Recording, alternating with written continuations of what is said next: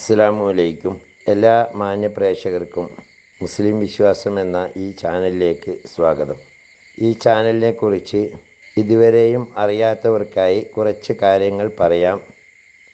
ഇത് ഇസ്ലാം മതവിശ്വാസികൾക്ക് മതത്തെക്കുറിച്ച്, പ്രത്യേകമായി മതത്തിലെ കർമ്മശാസ്ത്ര വിധികൾ, അതുപോലെ പരിശുദ്ധ ഖുർആനിലെ ആയത്തുകളുടെ വിവരണങ്ങൾ, തഫ്സീറുകളെ അടിസ്ഥാനമാക്കിയുള്ള വിവരണങ്ങൾ, ഇസ്ലാമിക ചരിത്രങ്ങൾ, ഇസ്ലാമിക വിശ്വാസ സംബന്ധമായ കാര്യങ്ങൾ, ഒരു മനുഷ്യൻ്റെ തൊട്ടിൽ മുതൽ കട്ടിൽ വരെ എന്ന വിധത്തിൽ പരിശുദ്ധ ഖുർആൻ നിഷ്കർഷിച്ചിട്ടുള്ള നിയമവ്യവസ്ഥകൾ മുതലായവ അറിയാവുന്നവരെ കൊണ്ട് അറിയാത്തവർക്ക് പറഞ്ഞു കൊടുക്കാനുള്ള ഒരു വിജ്ഞാനവേദി എന്ന നിലയിലാണ് ഈ ചാനൽ മുന്നോട്ട് കൊണ്ടുപോകുന്നത്. നിരവധിയായ ഉസ്താദുമാർ ഇതിനു വേണ്ടി കണ്ടൻറ്റുകൾ നൽകി വരുന്നു. ആയതുകൊണ്ട് തന്നെ ഈ ചാനൽ ദീനി പ്രബോധനം എന്ന രീതിയിൽ ആരുടെയെങ്കിലും കയ്യിലെത്തിയാൽ അത് ഒന്ന് സബ്സ്ക്രൈബ് ചെയ്യുകയാണെങ്കിൽ കൂടുതലായിട്ടുള്ള വിവരങ്ങൾ നിങ്ങൾക്ക് ലഭ്യമാക്കുന്നതിനും, അതേപോലെ അത് ഷെയർ ചെയ്യുകയോ ലൈക്ക് ചെയ്യുകയോ ചെയ്താൽ കൂടുതലായ ആളുകളിലേക്ക് എത്തിക്കുന്നതിനും ഉപകാരപ്പെടും. അള്ളാഹു തൗഫീക്ക് നൽകട്ടെ. ഇനി നമുക്ക് വീഡിയോയിലേക്ക് കടക്കാം. അള്ളാഹു സുബ്ഹാനഹു വ തആലയുടെ ഏറ്റവും വലിയ ഒരു പേരാണ് റസാഖ് എന്ന് പറഞ്ഞാൽ എല്ലാ ജീവികൾക്കും ഭക്ഷണം കൊടുക്കുന്നവൻ, റാസിഖ്. അള്ളാഹു ആണ് പ്രപഞ്ചത്തിലെ ചെറുതും വലുതും, അതുപോലെ തന്നെ മനുഷ്യനും പക്ഷികൾ, മൃഗങ്ങൾ എന്നിങ്ങനെ വ്യത്യാസമില്ലാതെ സർവ ജീവജാലങ്ങൾക്കും ആഹാരം നൽകുന്നത്. പ്രത്യേക റേഷനാണ് ഇവിടെ നടക്കുന്നത്. പ്രത്യേക വിഹിതമാണ് ഓരോരുത്തർക്കും കിട്ടുന്നത്. നമ്മൾ സാധാരണ ഈ സയൻസിൻ്റെ ഭാഷയിൽ പറയാറുണ്ട് ഇക്കോ സിസ്റ്റത്തെക്കുറിച്ച്. അതായത് ഒരു സിസ്റ്റം ക്രമീകരിക്കപ്പെടുന്നു. അവിടെ കുറച്ച് പുല്ലുണ്ട്. ആ പുല്ല് തിന്നുകൊണ്ട് പുൽച്ചാടി എത്തുന്നു. അതിനെ ഭക്ഷണമാക്കാൻ വേണ്ടി തവള വരുന്നു. ഈ തവളയെ ഭക്ഷണമാക്കാൻ വേണ്ടി പാമ്പ് വരുന്നു. പാമ്പിനെ ഭക്ഷണമാക്കാൻ വേണ്ടി മയിലെത്തുന്നു. ഇങ്ങനെ ഏത് കാട്ടിലും ഏത് മനുഷ്യരിലും എവിടെ നോക്കിയാലും അള്ളാഹുവിൻ്റെ ഭക്ഷണം കൊടുക്കൽ എന്ന പ്രതിഭാസം സൂക്ഷ്മമായി പഠിക്കുമ്പോൾ നമ്മെ ഞെട്ടിക്കുന്നതാണ്. നമ്മൾ പലപ്പോഴും കാണുന്നുണ്ട്, നമ്മുടെ വീടിൻ്റെയൊക്കെ അറ്റത്തുള്ള എലിയെ പിടിക്കാൻ വേണ്ടി പാമ്പ് കയറി പോകുന്നു, പിടിക്കുന്നു. ഈ പാമ്പ് എന്ന് പറഞ്ഞാൽ ഇഴഞ്ഞു പോകേണ്ട ജീവിയാണ്. ഓരോന്നിനും എഴഞ്ഞ് അതിൻ്റെ അടുത്ത് എത്തണം. അപ്പോഴത്തേക്ക് എലിക്ക് ശരിക്കും എന്ന് പറഞ്ഞാൽ ഓടി കഴിച്ചിലാകാനുള്ള കഴിവും അള്ളാഹു കൊടുത്തിട്ടുണ്ട്. എന്നിട്ടും പാമ്പ് എലീനെ പിടിക്കുന്നുമുണ്ട്. അതേപോലെ പക്ഷികൾ പറന്നു പോകുന്ന ജീവിയാണ്. ഈ പറന്നു പോകുന്ന ജീവിയായ പക്ഷികൾ അവയുടെ കൂട്ടിൽ റെസ്റ്റ് എടുക്കുന്ന സമയത്ത് അവിടെ നിന്ന് പാമ്പ് വന്നിട്ട് ഇവരെ പൊക്കിക്കൊണ്ടുപോകും. അങ്ങനെ ഒരുപാട് കാട്ടിലേക്ക് നോക്കൂ. അവിടെ മാന്, മുയൽ തുടങ്ങിയ ജീവികൾ, അതാർക്കുള്ളതാ? കുറുക്കന്, ചെന്നായ തുടങ്ങിയ ജീവികൾക്ക് ഓടിച്ച് പിടിക്കാൻ വേണ്ടിയിട്ട് ഉള്ള സൗകര്യത്തോടെ ഇവർക്കാണെങ്കിൽ ഓടി രക്ഷപ്പെടാനുള്ള കഴിവും കൊടുത്തിട്ടുണ്ട്. ആർക്ക്? ഈ മാനും മുയലിനും അതിവേഗം ഓടി രക്ഷപ്പെടാനുള്ള കഴിവ് കൊടുത്തിട്ടുണ്ട്. അങ്ങനെ ഓടാൻ കഴിവില്ലാതെ വരുന്ന മൃഗങ്ങളെ എന്ത് ചെയ്യും? ഒരുപക്ഷെ ഓടി തളർന്നത് കൊണ്ടോ അല്ലെങ്കിൽ എന്തെങ്കിലും രോഗം വന്നത് കൊണ്ടോ മറ്റോ ഏത് കാരണങ്ങളെ കൊണ്ടായാലും ഓടി കഴിച്ചിലാകാൻ പറ്റാത്ത മൃഗങ്ങളെയാണ് ഈ ചെന്നായക്കും കുറുക്കനും ഒക്കെ ഭക്ഷണമാക്കാനുള്ളത്. പിന്നെ അവിടുന്ന് കുറച്ചുകൂടി വളർന്നു വന്നാൽ കാട്ടുപോത്തിനെ ആക്രമിച്ച് കൊല്ലുന്നത് സിംഹമാണ്. അതുപോലെ തന്നെ കടുവ, പുലി പോലെയുള്ള മൃഗങ്ങളൊക്കെയാണ് വലുതുങ്ങളെ നോക്കിയിട്ട് വേട്ടയാടുന്നത്. അവരും അവരുടെ എല്ലാ പ്രതിരോധ ശേഷിയും എടുത്ത് ഓടിക്കയച്ചിലാകാനും അവർക്ക് പിടിച്ചു നിൽക്കാനും സംവിധാനം അള്ളാഹു ഒരുക്കിയിട്ടുണ്ട്. പക്ഷേ എന്നാലും ചില ഘട്ടത്തിൽ അവരും ഇരയാകുകയാണ്, മറ്റൊരു മൃഗത്തിന് കണക്കാക്കിയ ഭക്ഷണമായി മാറുന്നു.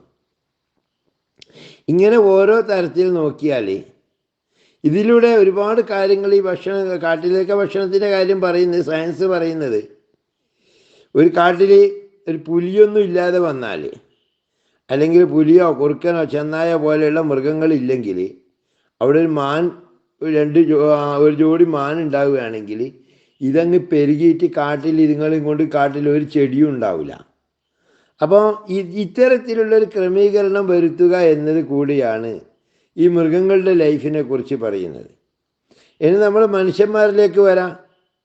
മനുഷ്യന്മാരുടെ സമ്പത്ത് കുമിഞ്ഞുകൂടാൻ അള്ളാഹു ഇഷ്ടപ്പെടുന്നില്ല. ഈ സമ്പത്താണ് മനുഷ്യന്മാർ മാത്രമേ പണം കൊടുത്തിട്ട് ഭക്ഷണം വാങ്ങുന്ന ജീവിയായിട്ട് ലോകത്തുള്ളൂ എന്നാണ് പണ്ഡിതന്മാരായവർക്ക് അറിയാവുന്നതും സാധാരണക്കാർക്ക് അറിയാവുന്നതും. നമ്മുടെ നാട്ടിൽ പൂച്ചയോ പട്ടിയോ കോഴിയോ ഒന്നും പൈസ കൊടുത്തിട്ട് സാൻഡ്വിച്ചോ ബർഗറോ മേടിച്ച് തിന്നുന്നത് നമ്മളാരും കണ്ടിട്ടില്ല എന്ന് ചുരുക്കം. അപ്പം മനുഷ്യനല്ലാത്ത ഒരു ജീവിയും പണം കൊടുത്ത് ഭക്ഷണം മേടിച്ച് കഴിക്കുന്നില്ല. ഈ പണത്തിൻ്റെ സോഴ്സ് തന്നെ ഒന്ന് എടുത്തു നോക്കൂ.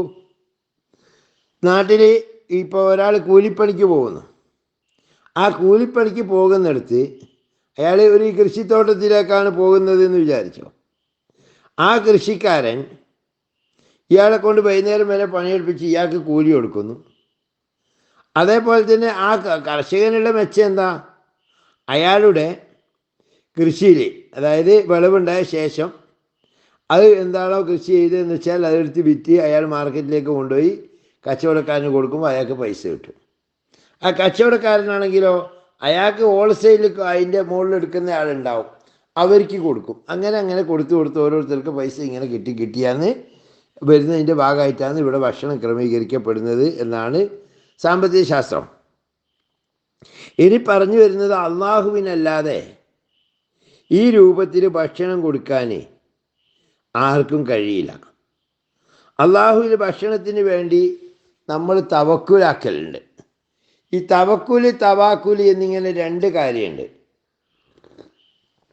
അതായത് തവക്കുൽ എന്ന് പറഞ്ഞാൽ അലല്ലാഹി തവക്കൽത്തു, നമ്മൾ അള്ളാഹുവിൻ്റെ മേലിൽ തവക്കൽ ചെയ്യുന്നു, എന്നിട്ട് നമ്മൾ ജോലിക്ക് പോകുന്നു, എന്നിട്ട് നമുക്ക് പൈസ കിട്ടിയിട്ട് നമ്മൾ ഭക്ഷണം കഴിക്കുന്നു.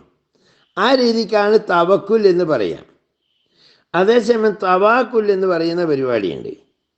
ഈ തവാക്കുൽ എന്ന പരിപാടി എന്ന് പറഞ്ഞു കഴിഞ്ഞാൽ അതിലൊരിക്കലും ഞാൻ പണിയൊന്നും എടുക്കൂല, ഞാൻ ഇബാദത്തും ചെയ്തുകൊണ്ടേ ഇരിക്കും, എനിക്ക് അള്ളാഹു ഭക്ഷണം തരുന്നത് എനിക്ക് ഉറപ്പാണ്. അങ്ങനെയുള്ള ദൃഢനിശ്ചയം ചെയ്യലിനാണ് ഈ തവാക്കുൽ എന്ന് പറയുന്നത്. അങ്ങനെ ചെയ്താൽ ഭക്ഷണം കിട്ടുമോ ഇല്ലേ എന്ന് പലരും തർക്കിക്കാറുണ്ടെങ്കിലും തവാക്കുൽ ചെയ്തവർക്കൊക്കെ കിട്ടിയിട്ടുണ്ട് എന്നാണ് അനുഭവം. തീർച്ചയായിട്ടും കിട്ടും. സൂഫിയാക്കളുടെ കഥകളിൽ പറയുന്നു, ഒരു സൂഫിയായ മനുഷ്യനെ ഈ തവാക്കുലിനെ പറ്റി കേട്ട് മനസ്സിലാക്കിയപ്പോൾ അയാൾ പറഞ്ഞു, ഞാൻ അള്ളാഹു ഭക്ഷണം തന്നാലല്ലാതെ ഞാൻ ഭക്ഷണം കഴിക്കൂല. അങ്ങനെ ഇയാൾ ഒരു നാട്ടിലൊരു പള്ളിയിൽ സമയത്ത് നിസ്കരിക്കും, ബാക്കിയുള്ള കാര്യങ്ങൾ ചെയ്യുമ്പോൾ ഒരു ഭക്ഷണം കഴിക്കൂല. ചോദിച്ചവരോടൊക്കെ ഇയാൾ പറഞ്ഞു, അള്ളാഹു ഭക്ഷണം തന്നാലല്ലാതെ ഞാൻ കഴിക്കൂല. ഒരു രക്ഷയില്ല, ആരും നിർബന്ധിച്ചിട്ട് ഒരു രക്ഷയില്ല. അങ്ങനെ ഓരോരുത്തർ ചോദിച്ചു ഇയാളോട്, എങ്ങനെയാണ് അള്ളാഹു ഭക്ഷണം തരുക? അള്ളാഹു ഭക്ഷണം തരുന്നതിൻ്റെ അടയാളം നിങ്ങൾക്ക് അറിയില്ല. ഒന്നിക്കൽ ആകാശത്ത് നിന്ന് എനിക്ക് ഇറക്കി തരണം, അല്ലെങ്കിൽ അള്ളാഹു വന്നിട്ട് ഒരു പ്ലേറ്റ് ഭക്ഷണം വെച്ചിട്ട് അടിച്ചിട്ട് എന്നെ കൊണ്ട് തീറ്റിപ്പിക്കണം. അങ്ങനെയൊക്കെ നമ്മൾ കുട്ടികളെ കൊണ്ടൊക്കെ ഭക്ഷണം കഴിപ്പിക്കൂലേ, അതുപോലെയാണെന്ന് ഇയാൾ പറഞ്ഞു. അങ്ങനെ ഇയാളുടെ കഥ നാട്ടിൽ പാട്ടായി. ഇയാൾ ഇങ്ങനെ ഒരു മനുഷ്യനുണ്ട്, അയാൾ ഭക്ഷണം കഴിക്കുന്നില്ല. അപ്പോൾ ഇത് രാജാവ് അറിഞ്ഞു. രാജാവ് അറിഞ്ഞപ്പോൾ എന്ത് ചെയ്തെന്നറിയോ? ഇയാളെ കൊട്ടാരത്തിലേക്ക് ഹാജരാക്കാൻ പറഞ്ഞു. അപ്പോൾ ഇയാളുടെ അടുത്ത് കൊട്ടാരത്തിലേക്ക് കൊണ്ടുപോയപ്പോൾ കൊട്ടാരത്തിൽ നല്ല ഭക്ഷണമാണല്ലോ ഉണ്ടാവുക, രാജാവിൻ്റെ കൊട്ടാരത്തിലെ ഭക്ഷണമല്ലേ. ഈ ഭക്ഷണം കൊടുത്തിട്ട് ഇയാളോട് കഴിക്കാൻ പറഞ്ഞു. ഇയാൾ പറഞ്ഞു, അള്ളാഹു തരാതെ ഞാൻ കഴിക്കൂല. രാജാവ് പട്ടാളക്കാരോട് പറഞ്ഞു അടിച്ച് തീറ്റിക്കാൻ. അപ്പോൾ ഇവരങ്ങ് അടി തുടങ്ങി ഇയാളെ. അപ്പോൾ രാജാവിനോട് ഇയാൾ ചോദിച്ചു, നിങ്ങളെന്തിനാ, ഞാൻ അള്ളാഹിൻ്റെ ഭക്ഷണമല്ലേ ചോദിച്ചിട്ടുള്ളൂ, അത് നിങ്ങളെന്തിനാ അടിക്കുന്നതെന്ന്. അന്നേരം രാജാവ് പറഞ്ഞു പോലും, അള്ളാഹു ഈ രാജ്യം ഭരിക്കാൻ തീരുമാനിച്ച എന്നെയാണ്, എന്നെ ചുമതലപ്പെടുത്തിയത്. ഇവിടെയുള്ളവർക്കെല്ലാം ഭക്ഷണം കൊടുക്കൽ, ഇവിടെ ക്രമ സംവിധാനം ചെയ്യൽ എൻ്റെ ചുമതലയാണ്. അതുകൊണ്ടാണ് അടിച്ച് തീറ്റിപ്പിക്കാനാണ് എനിക്ക് അന്ന് നിർദ്ദേശം എന്ന് പറഞ്ഞു. ഇത് ഒരു കഥയായി സൂഫി കഥകളിൽ കാണുന്നു. ബഹുമാനപ്പെട്ട സുലൈമാൻ നബി അലൈഹിസ്സലാം ഭൂലോക ചക്രവർത്തിയായി. സമസ്ത അധികാരങ്ങളും കാറ്റിനെ അദ്ദേഹത്തിൻ്റെ നിയന്ത്രണത്തിലാക്കി കൊടുത്തു അള്ളാഹു. ജിന്നുകളെ അദ്ദേഹത്തിന് കീഴ്പ്പെടുത്തി കൊടുത്തു അള്ളാഹു. ഇങ്ങനെയൊക്കെ എല്ലാ സംവിധാനം ആയപ്പോഴേ വലിയ ചക്രവർത്തിയാണല്ലോ. സുലൈമാൻ നബി അലൈഹി ഇസ്ലാം അള്ളാഹുവിനോട് പറഞ്ഞു, അള്ളാഹു എനിക്കൊരാഗ്രഹമുണ്ട്. എന്താ പറഞ്ഞോ, എൻ്റെ പ്രജകളായിട്ടുള്ള എല്ലാ ജീവജാലങ്ങൾക്കും ഒരു വർഷം ഞാൻ ഭക്ഷണം കൊടുക്കാൻ ഉദ്ദേശിക്കുന്നു. അതുകൊണ്ട് എന്നെ നീ അനുവദിക്കണമെന്ന് പറഞ്ഞു. അള്ളാഹു പറഞ്ഞു, സുലൈമാൻ നബി അത്ര വേണോ? വേണം, എന്തായാലും ഒരു വർഷം ഞാനാണ് ഇനി ഭക്ഷണം കൊടുക്കുന്നതെന്ന് പറഞ്ഞു. അള്ളാഹു പറഞ്ഞു, സുലൈമാൻ നബിയെ നിങ്ങളെ കൊണ്ട് അതിന് കഴിയില്ല, ആവശ്യമില്ലാത്ത പണിക്ക് വെക്കരുത്. അപ്പം സുലൈമാൻ നബി പറഞ്ഞു, എന്നാൽ ഒരു 6 മാസം ഞാൻ കൊടുക്കാം. അള്ളാഹു പറഞ്ഞു, അതും നിങ്ങളെ കൊണ്ട് കഴിയില്ല. അങ്ങനെ തർക്കിച്ച് 3 മാസമായി. ലാസ്റ്റ് 10 ദിവസമായപ്പോൾ അള്ളാഹു പറഞ്ഞു, ഒരു കാര്യം ചെയ്യും, നിങ്ങളൊരൊറ്റ ദിവസം കൊടുത്തു നോക്ക്, എന്നിട്ട് കഴിയെങ്കിൽ നമുക്ക് ബാക്കി ആലോചിക്കാമെന്ന് പറഞ്ഞു. അങ്ങനെ സമ്മതിച്ചു. എനിക്കൊക്കെ എപ്പോഴാണ് ഡേറ്റ് വേണ്ടതെന്ന് ചോദിച്ചു. സുലൈമാൻ നബി പറഞ്ഞു, എനിക്കൊരു 6 മാസം മുൻകൂട്ടിയിട്ടുള്ള ഒരു സമയം വേണം, 6 മാസം മുമ്പേ കഴിഞ്ഞിട്ടുള്ളൊരു ഡേറ്റ് തരാൻ പറഞ്ഞു. ഇന്ന ദിവസം നിങ്ങൾ കൊടുത്തോ എന്ന് പറഞ്ഞു. നമ്മുടെ നാട്ടിലൊക്കെ പള്ളിയിൽ ഉസ്താദുമാർക്ക് ചിലവ് കൊടുക്കുന്ന മാതിരിക്ക് സുലൈമാൻ നബി അലൈഹി സ്വലാം അതിനുള്ള ഒരുക്കപ്പാട് തുടങ്ങി. കല്യാണത്തിനൊക്കെ ആൾ വിളിക്കുന്ന മാതിരിക്ക് എല്ലാവർക്കും നോട്ടീസ് കൊടുത്തു, എല്ലാവരും അറിയിച്ചു, ഇന്ന തീയതി എൻ്റെ കൊട്ടാരത്തിലാണ് ഭക്ഷണം, എല്ലാവർക്കും അറിയിക്കാണ്ടവർക്കെല്ലാം അറിയിക്കാൻ നിർദ്ദേശം കൊടുത്തു. ഭക്ഷണം എന്ന് വെച്ച് കഴിഞ്ഞാൽ എല്ലാവർക്കും ഒരുപോലെ പോരല്ലോ. നമ്മുടെ നാട്ടിൽ കല്യാണത്തിനൊക്കെ ബിരിയാണി ഉണ്ടാക്കുമ്പോഴേ ചില ആളുകൾക്ക് പോത്ത് ബിരിയാണി ഉണ്ടാക്കുന്നെങ്കിൽ ചിലർക്ക് അത് പറ്റൂല.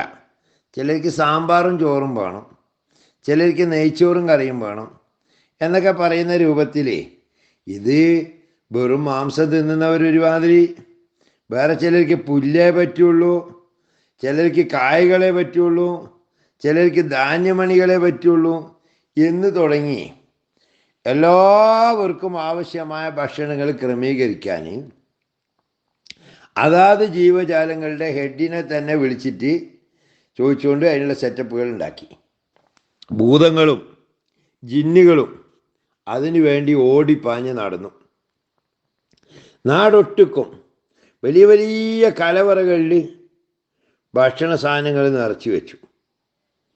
എല്ലാവർക്കും കൊടുക്കണമല്ലോ, ഒറ്റ ദിവസത്തേക്ക് കൊടുക്കുന്നില്ലും. പക്ഷേ 6 മാസം ഇവരുള്ളതായ ഭക്ഷണം മുഴുവൻ ശേഖരിച്ച് വലിയ വലിയ ഗോഡൗണുകളിൽ സംഭരിച്ചു. അങ്ങനെ നിശ്ചിത ദിവസം എത്തി. എല്ലാവരും ഉച്ചക്കകത്ത് സദ്യക്കാണ് വിളിച്ചത്. അപ്പം എല്ലാവരും എന്ത് ചെയ്തെന്നറിയോ, ഓരോരുത്തരായിട്ട് വരാൻ തുടങ്ങി. കിളികൾ വന്നു, കീരി വന്നു, മുള്ളൻ പന്നികൾ വന്നു, അതുപോലെ കാട്ടുപന്നികൾ വന്നു. അങ്ങനെ ഓരോരുത്തർ വരാൻ തുടങ്ങി. വന്നവർ ഭക്ഷണം റെഡിയായിട്ട് എന്ന് വിചാരിച്ചിട്ട് ഉച്ച കഴിഞ്ഞല്ലേ ഭക്ഷണം കഴിക്കുക. അതിനുവേണ്ടി ഓരോരുത്തരൊക്കെ ഇങ്ങനെ മാറി ഇങ്ങനെ ഇരിക്കുകയാണ്. ഉച്ച കഴിയുന്നതോട് കൂടിയിട്ട് കടലിൽ നിന്ന് ഒരു ജീവി കരയിലേക്ക് കയറി വരുന്നു. ഏകദേശം 10 or 100 ആനയുടെ വലിപ്പമുള്ള ഒരു ജീവി. അത് ഓടി വന്ന് സുലൈമാൻ നബിയുടെ അടുക്കൽ ഭയങ്കര ഓടിക്കതച്ചുകൊണ്ട് വന്നിട്ട് പറയാണ്, സുലൈമാൻ നബിയെ, ഭക്ഷണം എടുക്കി, ഇന്ന് അള്ളാഹു നിങ്ങളെടുത്താന്ന് ഭക്ഷണം എന്ന് പറഞ്ഞിട്ടുണ്ട്, പെട്ടെന്ന് വേണം, എനിക്ക് വിശന്നിട്ട് വയ്യ. സുലൈമാൻ നബി ആ ജീവിക്കുള്ള മത്സ്യങ്ങൾക്കുള്ള ഏരിയയിൽ വെച്ച് ഭക്ഷണം കാണിച്ചു കൊടുത്തു. 2 മിനിറ്റ് ഗോഡൗൺ കാലി. ഇത് പിന്നെയും പറയുന്നു, എനിക്ക് വിശന്നിട്ട് വയ്യ, ഭക്ഷണം തരുമോ? അടുത്ത ഗോഡൗൺ കാണിച്ചു കൊടുത്തു. നിമിഷം കൊണ്ട് അതും കാലി. അങ്ങനെ എല്ലാ ഗോഡൗണുകളും തീർത്ത് വന്നു. ബാക്കിയുള്ള ജീവികൾക്കൊന്നും ഭക്ഷണമില്ല. ജീവികളാകെ ആർക്കലും നിലവിളിയും തുടങ്ങി, ഞങ്ങൾക്ക് ഭക്ഷണം തരാമെന്ന് പറഞ്ഞ് പറ്റിച്ച്. എവിടെ ഭക്ഷണം തരൂ, ഭക്ഷണം? സുലൈമാൻ നബി പറഞ്ഞു, ഇതാ ഭക്ഷണം ഇപ്പം റെഡിയാവും. ഇദ്ദേഹം എത്ര ഉണ്ടാക്കുന്നുണ്ടോ, പണിക്കാരുകൾ എത്ര കലവറയിൽ ഉണ്ടാക്കുന്നുണ്ടോ, അതൊന്നും ഈ ജീവിക്ക് കൊടുത്തിട്ട് മതിയാകുന്നില്ല. ചുരുക്കി പറഞ്ഞ, സുലൈമാൻ നബി അള്ളാഹുവിലേക്ക് പശ്ചാത്തപിച്ച് വീണു. അള്ളാഹുവേ, ഈ ഭക്ഷണം കൊടുക്കൽ നിന്നെ കൊണ്ടല്ലാതെ കയ്യില്ല, ഞാനില്ല, തോറ്റുപോയി, ഇവരെ തിരിച്ചു വിളിക്കൂ, ഇല്ലെങ്കിൽ ഇവരെന്നെ പിടിച്ചു തിന്നും എന്ന് പറയുന്ന രൂപത്തിൽ നിലവിളിച്ച ഒരു കഥ ഖസസുൽ അംബിയ പോലെയുള്ള കിതാബുകളിൽ പറഞ്ഞിട്ടുണ്ട്. അപ്പോൾ ഈ ജീവിയൊക്കെ പിന്നെ അള്ളാഹു എല്ലാവരും തിരിച്ച് ഓരോരുത്തരും അവരവർ സുലൈമാൻ നബീനും പ്രായിക്കൊണ്ട് വെറുതെ നമ്മളെ സമയം മെനക്കെടുത്തി. നമ്മളുണ്ടല്ലോ ചില കല്യാണ പരയെല്ലാം പോയാൽ ചോറില്ല എന്ന് പറഞ്ഞാൽ നമുക്കൊരു വിഷമോ, വെറുതെ എൻ്റെ ടൈം മെനക്കെടുത്തി ഞങ്ങൾക്ക് വേറെ ഏതെങ്കിലും പിടിച്ച് തിന്നിൻ്റെ പടച്ചോൻ തരുന്ന ഭക്ഷണം മുടക്കിയിട്ട് ഞങ്ങൾ തുമ്പില്ലാണ്ടാക്കി എന്നൊക്കെ പറഞ്ഞ് പ്രായിക്കൊണ്ട് ഇവർ തിരിച്ചു പോയി, ഈ മൃഗങ്ങളൊക്കെ. ഇതാണ് കഥ. അപ്പോൾ അള്ളാഹുവിനല്ലാതെ ഇത്തരത്തിൽ പ്രപഞ്ചത്തിലെ ഭക്ഷണം ക്രമീകരിക്കാൻ കഴിയില്ല എന്ന് ഇതോടെ സുലൈമാൻ നബി അലൈഹിസ്സലാമിന് വരെ മനസ്സിലായതാണ്. ഭൂമിയുടെ 2/3 ഭാഗം കടലാണ്. കടലിൽ ഏതൊക്കെ തരത്തിലുള്ള ജീവികളുണ്ട് എന്ന് ഇന്ന് ഇത്രത്തോളം സയൻസ് വ്യാപകമായിരിക്കുന്ന ഈ കാലഘട്ടത്തിൽ പോലും കൃത്യമായി പറയാൻ മനുഷ്യന് കഴിഞ്ഞിട്ടില്ല. ഒരുപാട് തരം ജീവികളെ മനുഷ്യൻ കണ്ടെത്തിയിട്ടുണ്ട്. അങ്ങനത്തെ മത്സ്യം എന്തൊക്കെ? ഈ അറ്റ്ലാന്റിക്കിൽ മുങ്ങിക്കിടക്കുന്ന ടൈറ്റാനിക് എന്ന് പറയുന്ന കപ്പലുണ്ടല്ലോ, അതിൻ്റെ ഇരുമ്പുകളും അതിൻ്റെ ബോഡിയും തിന്നു തീർക്കുന്ന ഒരു തരം പ്രാണികൾ വരെ സയൻസ് കണ്ടെത്തിയിട്ടുണ്ട്. എന്നാലും ഇനിയൊന്നും ഞങ്ങൾ കണ്ടെത്താൻ ബാക്കിയില്ല എന്ന് പറയാൻ സയൻസിന് ഇതുവരെ കഴിഞ്ഞിട്ടില്ല. അപ്പം ചുരുക്കി പറയുന്നത്, അള്ളാഹുവാണ് ഭക്ഷണം കൊടുക്കുന്നവൻ. അവന് മാത്രമേ ഭക്ഷണം കൊടുക്കാൻ കഴിയൂ. മനുഷ്യന് കഴിയില്ല, നമ്മുടെ മുഖ്യമന്ത്രിക്ക് കഴിയില്ല, പ്രധാനമന്ത്രിക്ക് കഴിയില്ല, രാജാക്കന്മാർക്ക് കഴിഞ്ഞിട്ടില്ല, കഴിയുകയുമില്ല. അതാണ് സത്യം. അള്ളാഹുവാണ് ഭക്ഷണം കൊടുക്കുന്നവൻ. അതാണ് സുലൈമാൻ നബിയുടെ സദ്യയിൽ നിന്ന് നമുക്ക് പഠിക്കാനുള്ളത്. അള്ളാഹു നല്ലതിനെ നല്ലതായി മനസ്സിലാക്കി സത്യം അനുവർത്തിച്ച് ജീവിക്കുന്നവരിൽ നമ്മെ ഉൾപ്പെടുത്തുമാറാകട്ടെ. പാഹിർ ദവാന അൽഹംദുലില്ലാഹി റബ്ബിൽ ആലമീൻ. അസ്സലാമു അലൈക്കും വറഹ്മത്തുള്ളാഹി വബറകാതുഹു.